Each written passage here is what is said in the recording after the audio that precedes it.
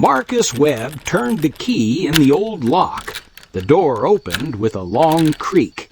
Inside, the house smelled like dust and forgotten things. He set his duffel bag on the wooden floor and looked around. The place was small. 1 bedroom, 1 bathroom, a kitchen with yellowed counters, a living room with a single window that looked out at the trees. Lots and lots of trees. This was good. No neighbors, no noise, no people asking questions he didn't want to answer. Marcus walked to the window. The forest stretched in every direction, thick and dark, even in the afternoon light.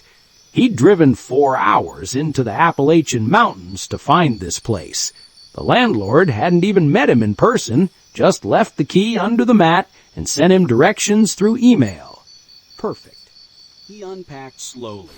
Clothes in the dresser, toiletries in the bathroom. Then he pulled out the case he'd carried separately. Inside was his rifle, cleaned and oiled, and his night vision goggles. The goggles were military grade, the kind that turned night into green-tinted day. He'd been a sniper in the Marines. His job was to watch and wait from high places, to see things before they saw him.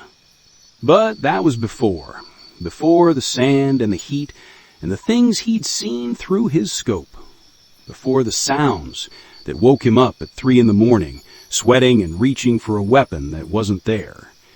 He needed quiet. He needed to be alone. Marcus made coffee in the old pot he found in the kitchen.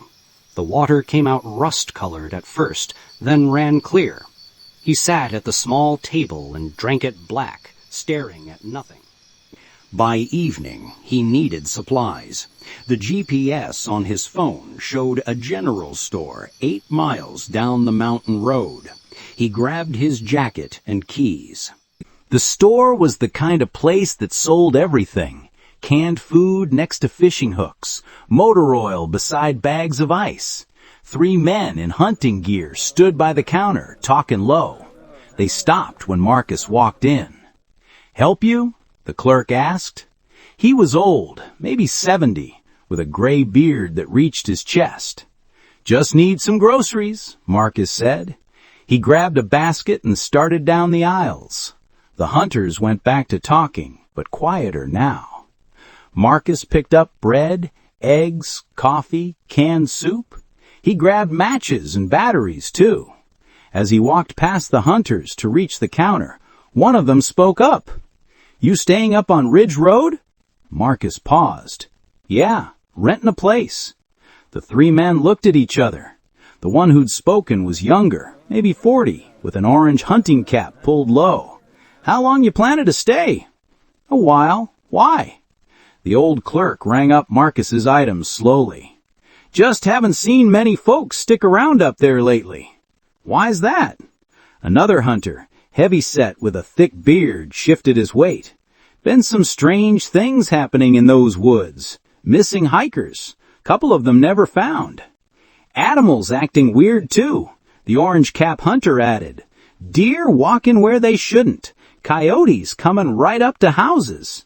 Marcus kept his face blank. "I can handle wildlife." "This ain't regular wildlife," the heavy-set hunter said. "My brother saw something last month, said it looked like a man but walked wrong, like it was pretending to be a man but didn't quite know how." The old clerk bagged Marcus's groceries. "Don't pay him no mind, just mountain talk." But the clerk's hands shook a little as he made change. Marcus drove back as the sun sank below the tree line. The road twisted and curved, climbing higher. When he pulled up to the house, full darkness had settled in. The porch light he'd left on made a small yellow circle. Beyond it, the forest was a wall of black. He carried the groceries inside and locked the door. Then he made himself dinner, eggs and toast. He ate standing up, looking out the window at nothing but his own reflection in the glass. After he ate, Marcus did what he always did when darkness came. He got ready. He pulled on his dark jacket and laced up his boots. He checked his rifle, made sure it was loaded. Then he strapped on his night vision goggles and flipped them down over his eyes. The world turned green. He could see every tree now, every branch, every shadow. The night vision made the darkness disappear. This was his world. This was where he'd spent hundreds of hours in the service, watching enemies who thought darkness made them safe. Marcus stepped onto the porch. The cold air bit at his exposed skin. He scanned the tree line slowly, left to right, just like his training taught him. Nothing moved. No deer, no raccoons, not even wind in the branches. That was strange.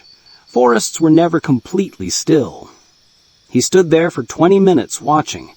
His breath made small clouds in front of his face. Finally, he went back inside.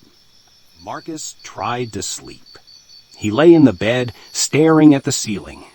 But sleep felt far away, like it always did. The house made settling noises. The wind picked up outside, making the trees creak. Then he heard something else. A voice. It was faint, coming from outside. A woman's voice. "Marcus!" He sat up fast, his heart suddenly pounding.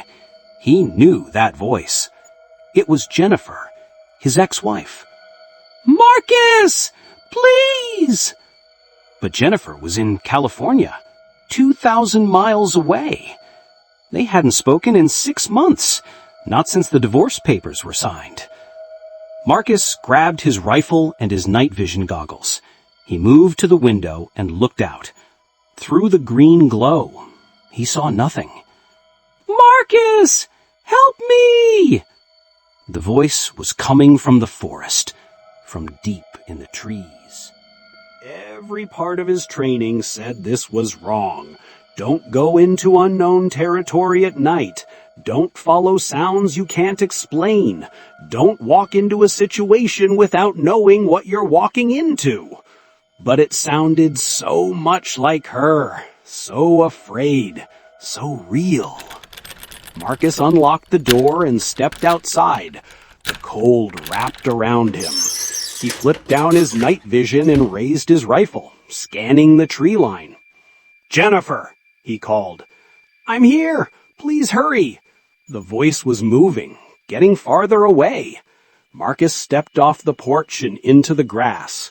His boots were quiet on the ground. He moved the way he'd been trained, rifle up, sweeping his view side to side. "Where are you?" he shouted. No answer this time. He reached the edge of the trees. The forest was thick here, pine and oak growing close together.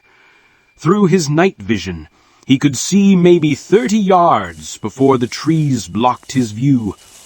Marcus stepped into the woods. The temperature dropped. He could feel it even through his jacket. He moved between the trees, following the direction the voice had come from. Branches caught at his clothes. The ground was uneven, covered in roots and rocks. "Jennifer!" Silence. He walked for 5 minutes, then 10. The house was far behind him now. He stopped and did a full circle scan with his night vision. That's when he saw it.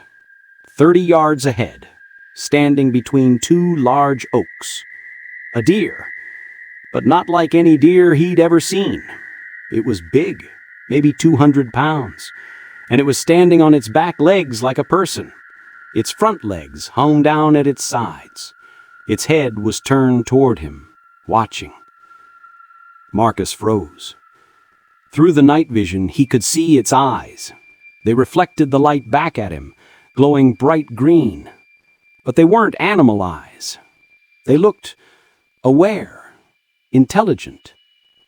The deer didn't move. It just stood there, perfectly still, watching him watch it. Marcus slowly raised his rifle. He centered the sight on the deer's chest. His finger rested on the trigger guard. Not the trigger. Not yet. "Get down," he said quietly, testing. "Get down on 4 legs. The deer didn't move. Marcus fired a shot into the air. The crack echoed through the trees, bouncing back and forth. Birds exploded from nearby branches. Small animals scattered. But the deer didn't run. Instead, its mouth opened. Deer mouths didn't open that wide. And something happened that made Marcus's blood turn to ice water. It smiled.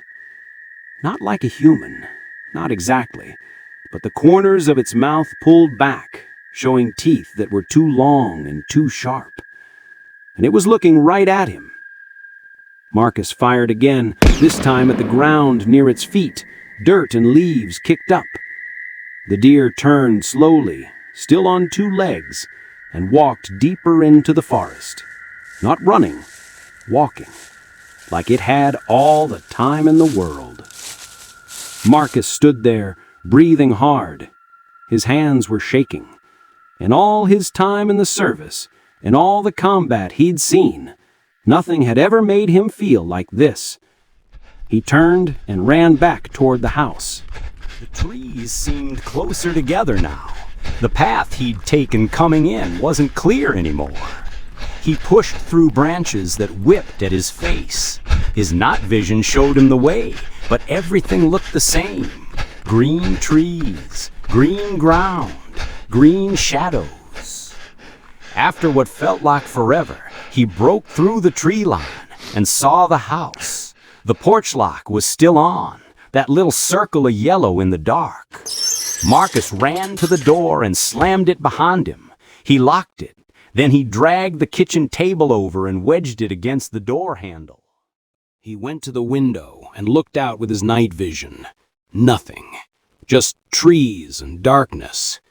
His heart was still racing. His breath came fast and hard. He pulled off the goggles and sat on the floor with his back against the wall, rifle across his lap. What was that thing? It wasn't a deer. Deer didn't stand up. Deer didn't smile. Deer didn't watch you like they were thinking. The hunter's words came back to him. Looked like a man, but walked wrong. Like it was pretending to be a man, but didn't quite know how. Marcus stayed on the floor until his breathing slowed down.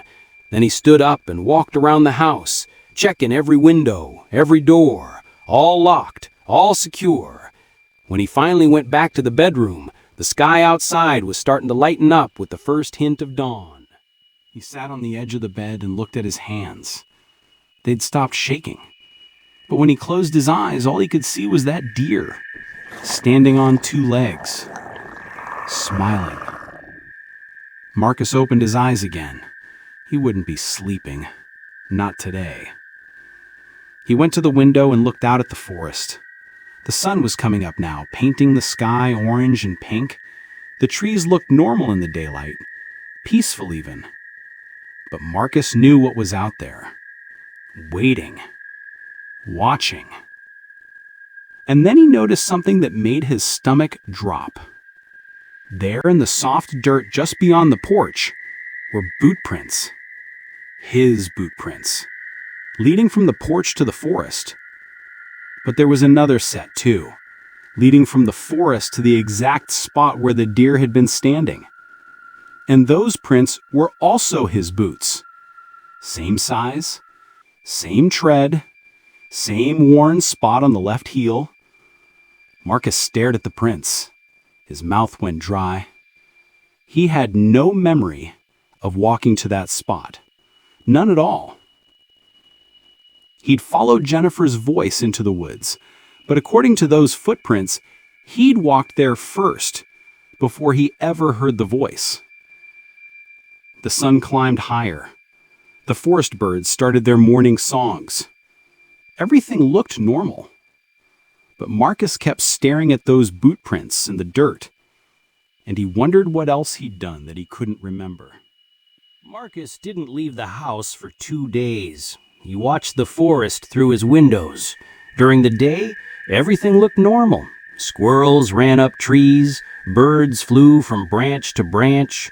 The sun made patterns on the ground through the leaves. But at night, when he put on his night vision goggles, nothing moved.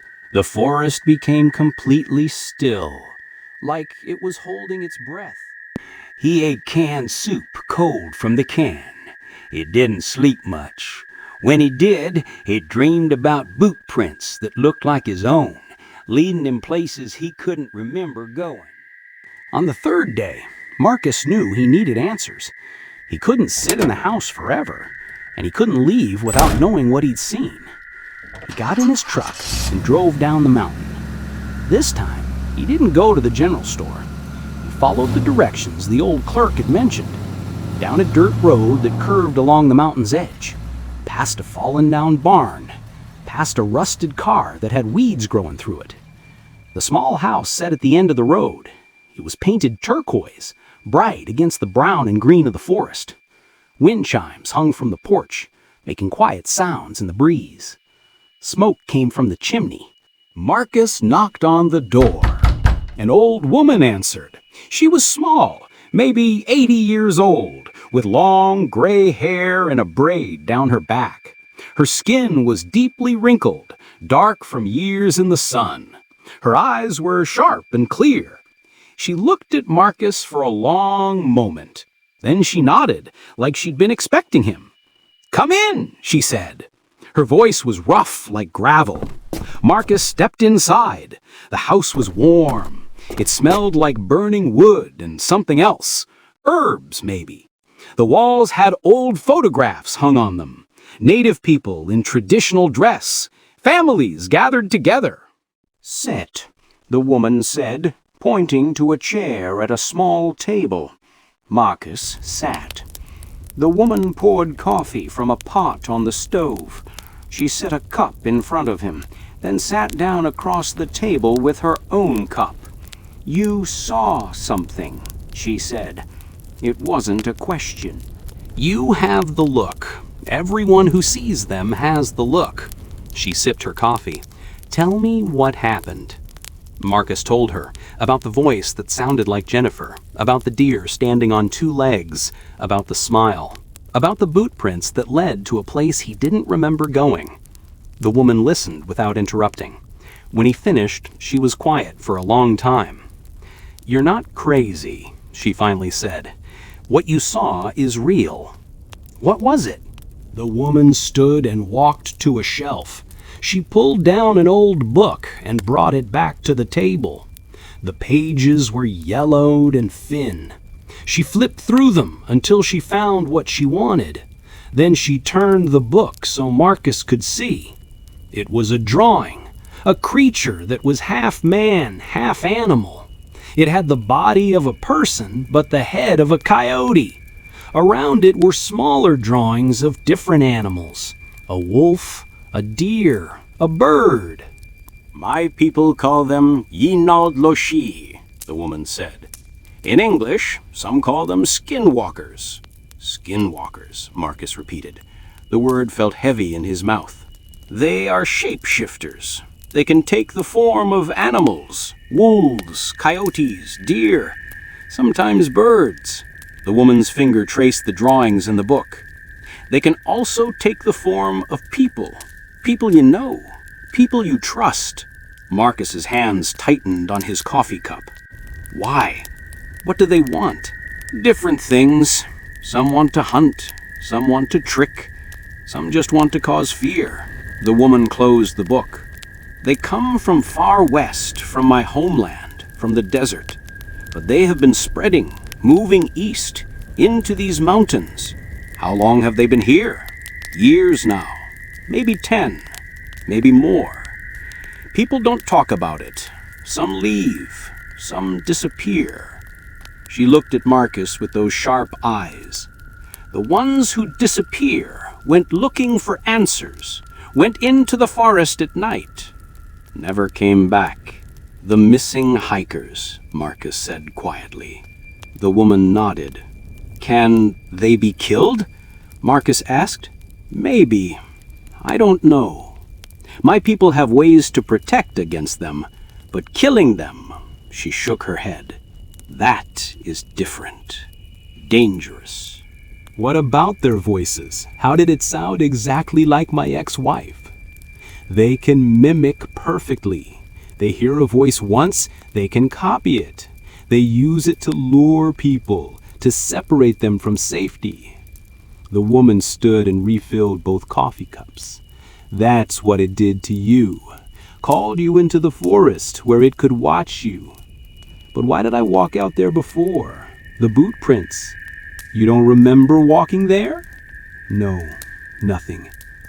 The woman sat back down slowly. Her face was serious now. That is worse. That means it has already touched your mind. It can make you do things, walk places, maybe hurt yourself. You won't remember. A chill went through Marcus that had nothing to do with the temperature. So I'm not safe, even in the house? No, not really. Not once they've marked you. Marcus set down his coffee cup. His hand was shaking again. How do I fight something that can get in my head? You stay strong. You stay awake. You don't listen to voices that sound like people you know. You don't follow anything into the forest. The woman reached across the table and put her wrinkled hand on his. And you think about leaving, about going somewhere else, somewhere far away. I came here to get away from things, Marcus said. Can't keep running. Then you have to be very careful, very smart. Marcus finished his coffee. He thanked the woman and stood to leave. At the door, he paused. "What's your name?" he asked. "Margaret," she said. "You come back if you need to. Don't go in those woods alone at night." Marcus drove back to the house as the sun was starting to go down. The sky turned orange, then purple, then dark blue. He parked and grabbed his rifle before going inside. The house looked the same. Nothing had changed, but somehow it felt different now. Less safe, like something had been inside while he was gone, even though all the windows and doors were still locked. Marcus made dinner. Canned stew heated on the stove. He ate it at the table, watching the light fade outside the window. He was washing his bowl when he heard footsteps on the porch. Marcus froze. He'd locked that door. He knew he had. The footsteps moved slowly, heel toe, walking back and forth. Then they stopped right in front of the door. A knock. 3 slow knocks. Marcus grabbed his rifle and moved to the window. He looked out carefully, staying to the side so he couldn't be seen. A man stood on the porch. He wore a Marine uniform, the same uniform Marcus used to wear, the same rank insignia, same unit patch. It was Davis, his squad leader, the one who died 2 years ago in an explosion that Marcus had watched through his scope. Davis knocked again. 3 slow knocks. "Marcus," Davis called. His voice was exactly right, deep and rough with that Georgia accent. "I know you're in there. Open up, man." Marcus's finger moved to his rifle safety, clicking it off. "Come on, Marcus. It's cold out here." Davis looked right at the window, right where Marcus was hiding. He smiled. "I just want to talk." Marcus stayed silent. His heart hammered in his chest. Davis tried the door handle. It rattled, but didn't open. "Marcus, I need your help. I'm lost out here. Please." "You're dead," Marcus said quietly. "I saw you die." Davis's smile got wider. Too wide. "Nah, man, that was a mistake. I'm fine, see?" He held up his arms and turned in a circle, all in one piece. But through the window, Marcus could see something wrong. Davis's shadow was all wrong. It was too long, and it had too many arms. "Let me in, Marcus. We can talk about old times. Remember that time in—" Marcus raised his rifle and fired through the window. The glass exploded outward. The bullet hit the porch post right next to where Davis was standing. Davis stopped talking. He looked at the bullet hole. Then he looked at Marcus through the broken window. His face changed. The smile melted away. His skin seemed to ripple like water. For just a second, Marcus saw something else underneath, something with yellow eyes and too many teeth. Then Davis turned and walked off the porch, not running, just walking. He moved toward the forest, and right before he reached the trees, he dropped to all fours and kept going, like it was the most natural thing in the world. Marcus stood at the broken window for a long time, rifle still raised. The forest was completely silent. No crickets, no owls, nothing. He dragged furniture in front of the door and the broken window, the couch, the kitchen table, anything heavy. Then he sat on the floor with his back against the wall, rifle in his lap, and waited for morning.